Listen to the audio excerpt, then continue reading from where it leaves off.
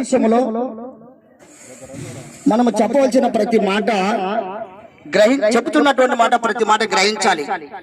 ఒక మాట చదువుకుందని దయతో సేవకులు కూడా ఒక మాట చదువుతారు. త్వరగానే నేను మన మధ్య ఓ పాస్టర్ గారు మనం అందరం వెళ్దాని సమాధి దగ్గరికి వెళ్దామని సిద్ధపడుతున్నాం.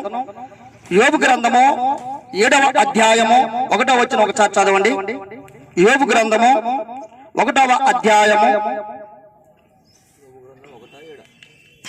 7వ అధ్యాయము 1వ వచనం.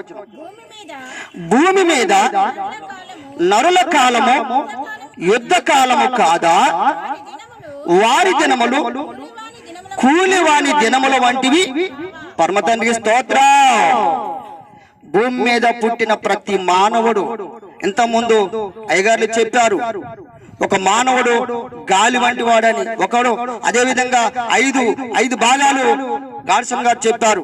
అలాగనే ఆత్మీయ జీవితంలో ఎలా ఉండాలనో అశోక్ గారు చెప్పారు. అలాగనే యోబు గారి యొక్క మన సమర్పణ జీవితం ఎలా ఉండాలి అనే విషయంగా కూడా మనకి సేవకులు చెప్పుచుండగా మనం విన్నాం. ఇప్పుడు మనం ఏంటంటే పరమ తండ్రి యొక్క బహుమానం ఎలాగనట, మనం ఇక్కడ ఏ విధంగా ఉన్నమాట, మనము కట్టబడిన గుడారం అంట. గుడారం అంటే ఏంటి? ఇల్లు. ఎవరు కట్టారు ఈ ఇల్లుని? పరమతండ్రి కట్టాడు. నేల మట్టితో నరుని సృజించును. ఈ మట్టితో నిర్మింపబడినటువంటి గుడారము మనము ఏమైపోవాలంట?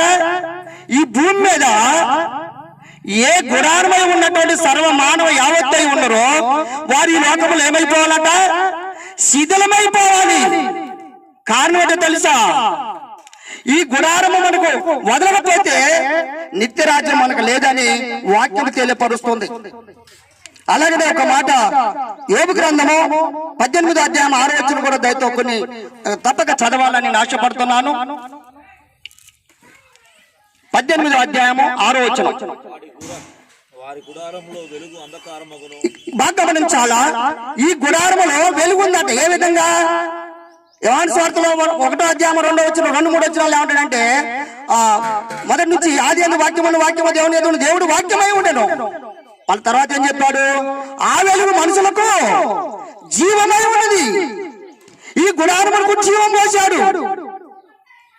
కొంతవరకు మాత్రమే అశాశ్వతమైనటువంటి కాలములో యుద్ధము పూర్తి సంపూర్ణం చేసుకున్నట్టుకును మన యొక్క దినములు ఆయన లెక్కించినటువంటి దినములు మాత్రమే, కానీ లెక్కలేనటువంటి దినములు మాత్రం కానే కావు. దయచేసి ఎవరమైనా మన యొక్క దినములో లెక్కించబడినటువంటి దినములే కానీ మనం శాశ్వతంగా ఉన్నటువంటి వారము కాము. దేవుని మాట విడిచినటువంటి వారు చాలా చెప్పుకోవడానికి సరిపోం.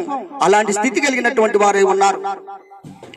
అలాగనే ఏబ్రాయీయులకు రాసిన పత్రిక 8వ అధ్యాయం 2వ వచనం ఒకసారి చదవండి.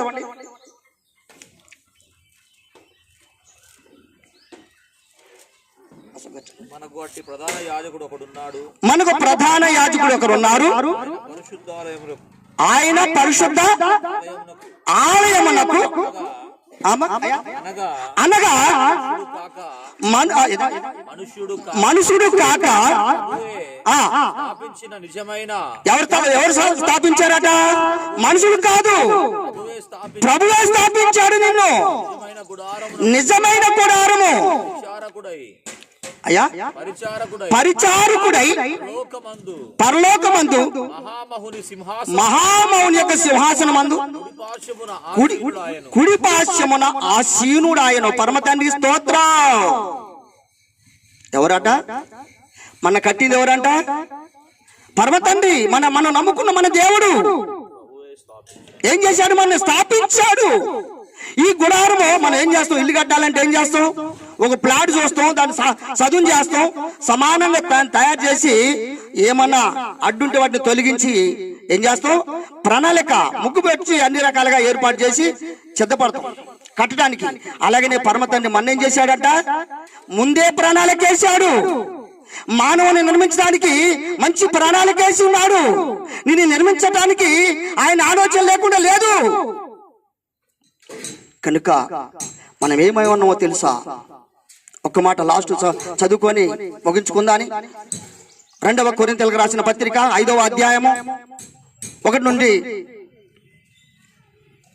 భూమి మీద గుడారమైన ఈ నివాసము బాగా గమనించాలా, శిథిలమైపోయినను. ఇక్కడ ఆగుదాని.